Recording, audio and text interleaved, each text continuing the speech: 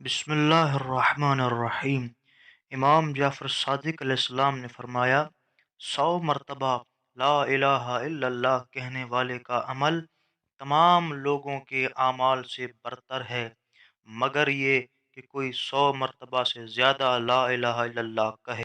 इसी तरह इमाम ने फरमाया, जो शख्स सोने के लिए बिस्तर पर जाने से पहले 100 मरतबा ला इलाहा इल्लल्लाह कहे तो अल्लाह जन्नत में उसके लिए घर बनाएगा, और जो बिस्तर पर जाने से पहले 100 मरतबा अस्तगफिरुल्लाह कहे तो उसके गुनाह इस तरह ख़त्म हो जाएंगे जैसे दरख्तों से सूखे पत्ते गिर जाते हैं।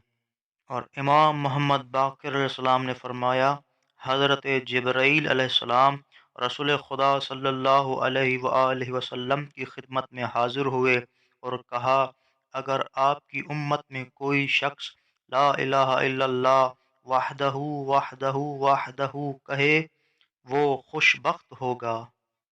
और इसी तरह इमाम जाफ़र सादिक अलैहिस्सलाम ने फरमाया, जो खुलूस के साथ ला इलाहा इल्लल्लाह कहेगा वो जन्नत में जाएगा। और खुलूस से ला इलाहा इल्लल्लाह कहने का मतलब ये है कि जिस चीज़ को अल्लाह ने उसके लिए हराम करार दिया है उससे रुका रहे।